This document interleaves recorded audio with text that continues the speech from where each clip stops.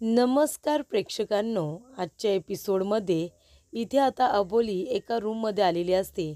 त्या रूममध्ये पूर्णपणे अंधार असतो. अबोलीला आधीच वेगवेगळे भास होत असतात. ती थोडी विचित्र वागत असते. तिला बोलता बोलता चक्कर येत असते. बोलता बोलता ती इथे अंकुशवरती, घरातल्या लोकांवरती चिडत असते, रागवत असते. आणि आता सगळेजण झोपलेले असताना अबोली एका अंधाराच्या रूममध्ये आलेली असते. आणि तिथे आल्यानंतर ती कुणाची तरी वाट बघत असते. आणि दुसरी तिसरी कुणाची नाही, तर त्या ठिकाणी पौर्णिमा आलेली असते.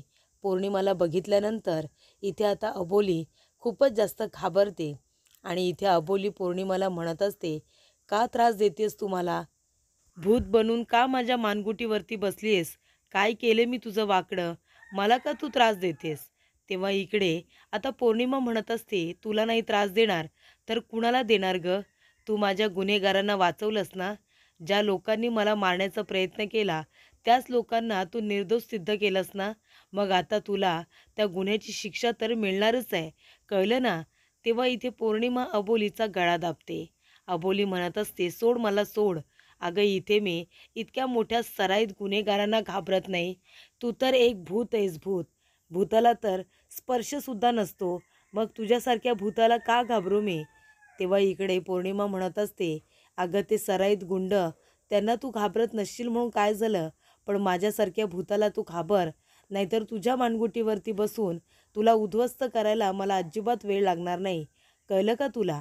तेव्हा इकडे पौर्णिमा आता अबोलीचा गळा दाबत असते. तेवढ्यातच अबोली पौर्णिमाचा हात हळूच बाजूला करते आणि तिला इथे शेकहँडसुद्धा करते.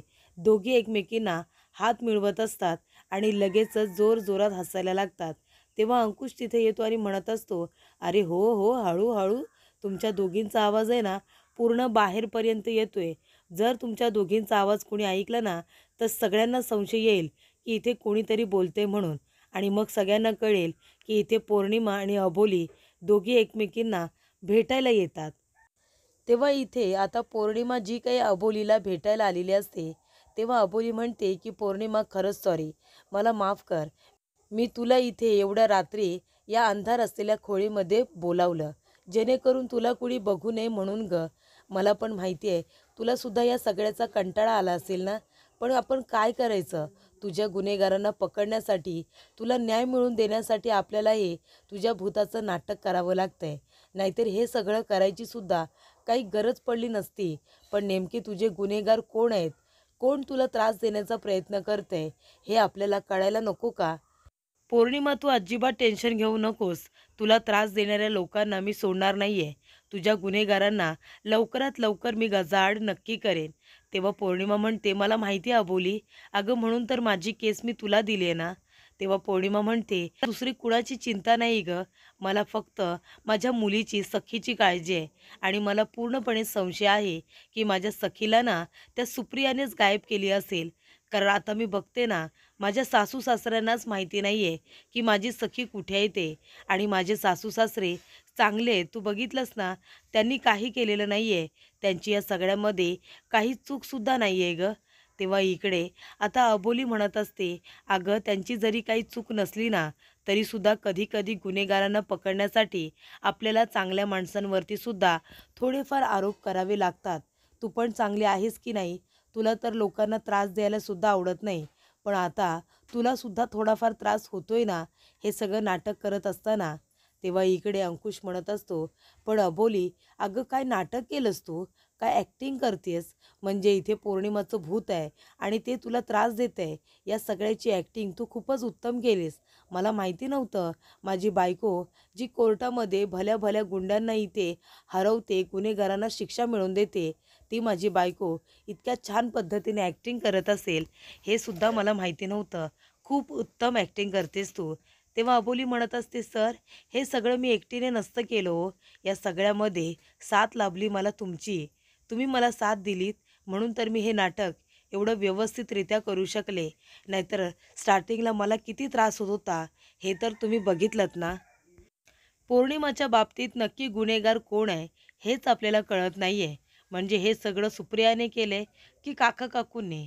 पण आपल्याला एक गोष्ट लक्षात आली आहे, जेव्हा पौर्णिमाने काका काकूंना घाबरवण्याचा प्रयत्न केला तेव्हा आपण सगळ्यांनी बघितलं ना, काका काकू एकच म्हणत होते की तू आम्हाला मारलंस तरी चालेल, पण आम्ही तुला मारलेलं नाहीये.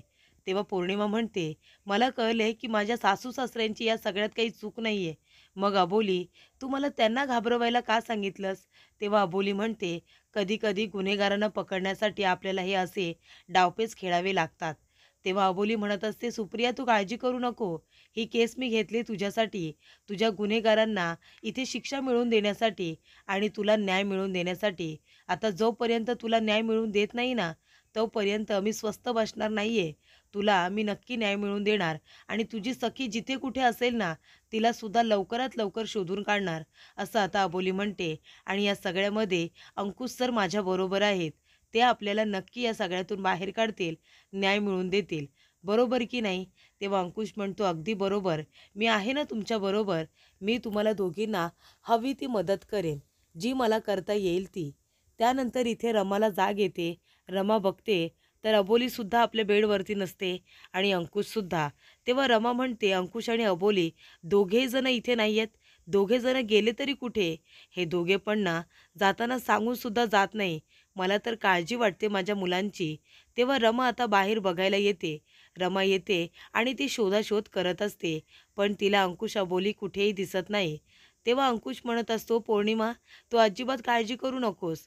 तुला आता न्याय मिळवून देण्यासाठी, तुझ्या गुन्हेगारांना शोधण्यासाठी जी काही मदत हवी असेल ती मी करेनच. आणि इथे अबोलीने तुझी केस घेतले ना, आता तू निश्चिंत राहा. अबोली तुला न्याय मिळवून दिल्याशिवाय स्वस्थ बसणार नाही. तुझ्या गुन्हेगारांना ती गजाआड नक्की करणार आणि तुला न्याय मिळवून देणार. ज्यांनी कुणी तुला मारण्याचा प्रयत्न केलाय ना, त्या लोकांपर्यंत आपण पोचण्याचा प्रयत्न करतोय आणि अबोली त्यांच्या विरोधामध्ये पुरावेसुद्धा गोळा करते. तेव्हा अबोली म्हणत असते, आणि पौर्णिमा आपल्या ह्या लढाईमध्ये ना अंकुश सर आपल्याबरोबर आहेत. अंकुश सरांनी हवी ती मदत केली आहे मला आणि अजूनही करतायत आणि पुढेही करतील. म्हणजे सरांचा इथे आता ब्रीदवाक्यच आहे, आधी खाकी मग बाकी. ते आपल्या कर्तव्याला कधीही विसरत नाही. आपली ड्युटी ते प्रामाणिकपणात करतच आलेले आहेत आणि यापुढे सुद्धा करत राहतील. आणि त्यांच्याकडून सुद्धा मला खूप काही शिकायला मिळतं. त्या पद्धतीनेच इथे अंकुश सरांनी सुद्धा आता खऱ्या गुन्हेगारांपर्यंत पोचण्यासाठी आपल्याला मदत करायची ठरवली आणि त्यांच्या मदतीमुळेच आपण इथपर्यंत अगदी व्यवस्थितरित्या आलो आहे. तेव्हा पौर्णिमा तू अजिबात काळजी करू नको. जर तुला सुप्रियाने त्रास दिला असेल, सुप्रियामुळे हे सगळं घडत असेल, तर आपण सुप्रियाला सुद्धा गजाआड करू. फक्त तिच्या विरोधामध्ये आपल्याला ठोस पुरावे मिळायला हवेत. इथे काका काकूंनी हे सगळं केलं असेल मला पण वाटत नाही, कारण मग ते घाबरून मला सगळं सत्य सांगायला आले नसते.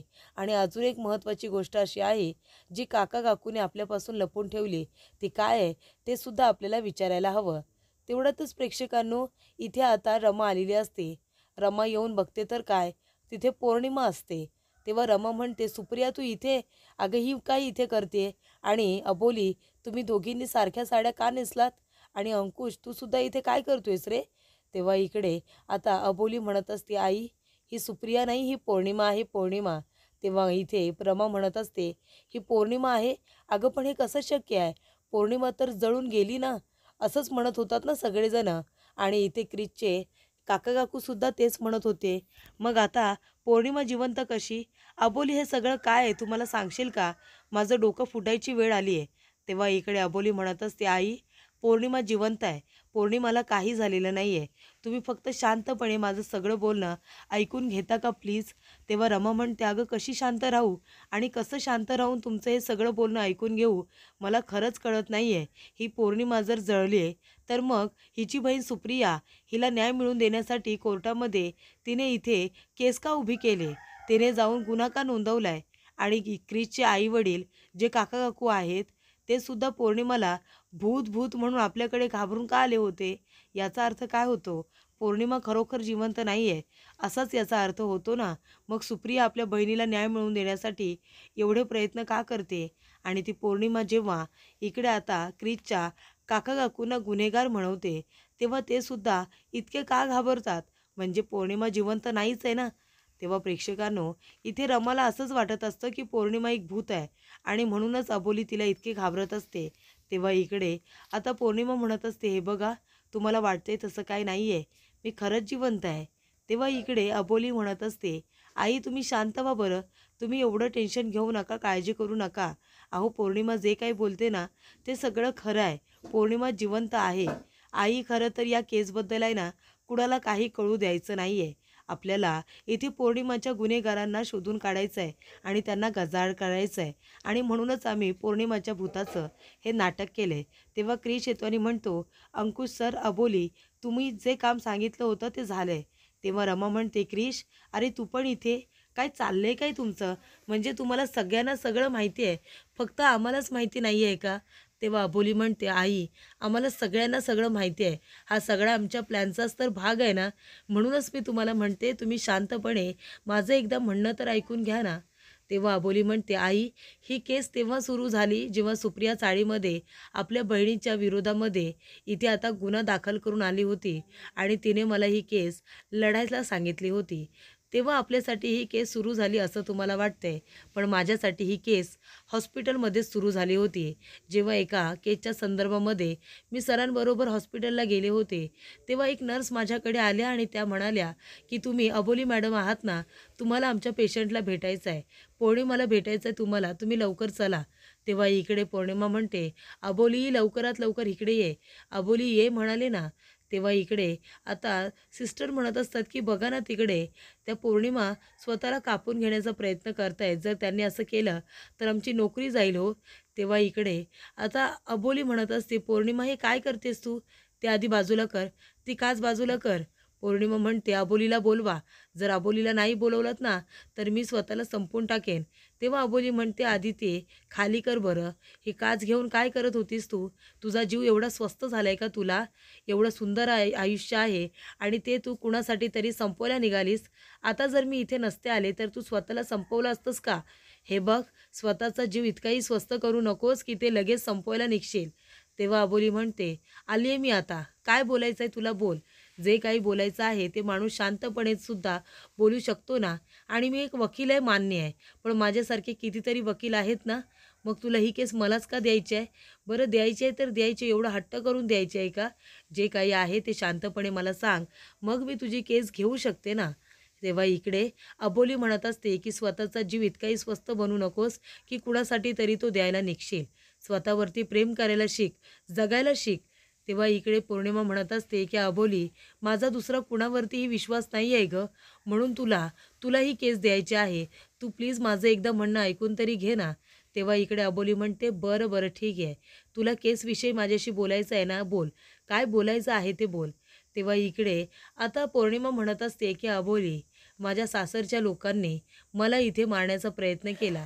म्हणजे माझ्या माहेरच्या लोकांनी सुद्धा मला खूप त्रास दिला. मला सगळ्यांनी छळलं गं. तेव्हा अबोली म्हणते, का तुला का छळलं?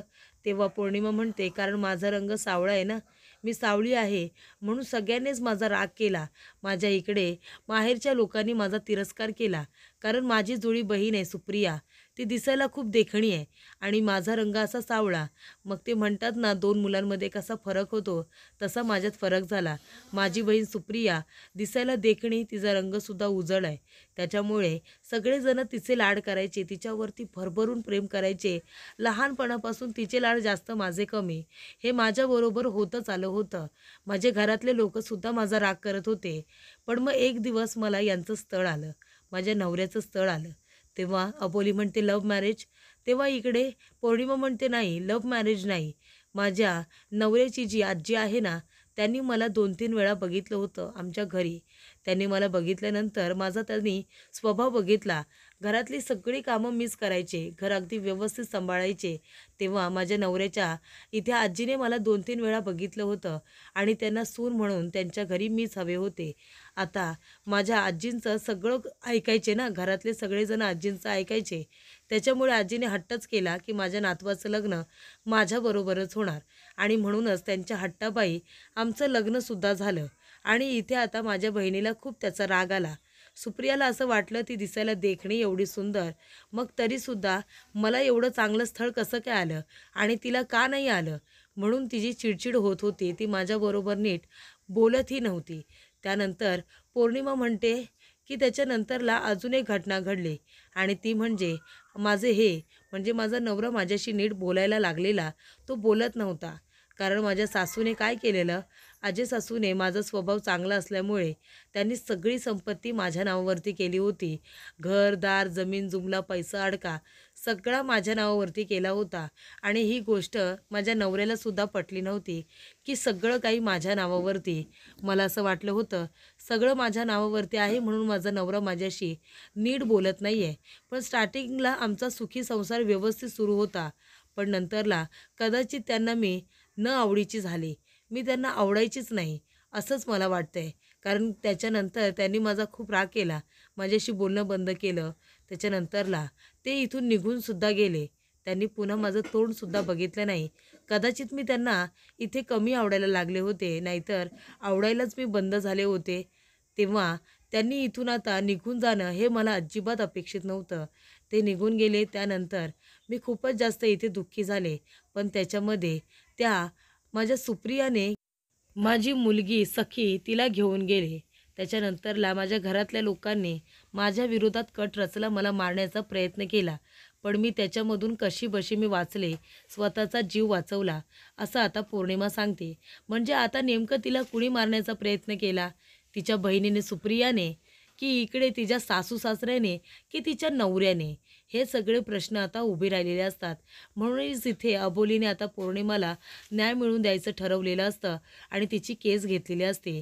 तेव्हा अबोली म्हणते, आई पौर्णिमाबरोबर हे सगळं तेव्हापासून घडले आणि ह्या केसबद्दल मला आधीपासूनच माहिती होतं.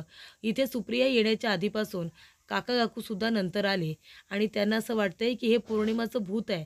पण तसं काही नाही आहे. पौर्णिमा त्या अपघातातून वाचली आणि तिने न्याय मिळवून देण्यासाठी ही केस मला तिने सांगितली. हो की नाही सुप्रिया? तेव्हा रमा म्हणत असते, आता मला काय माहिती होतं तुमच्या या नाटकाबद्दल? मला काहीही माहिती नव्हतं.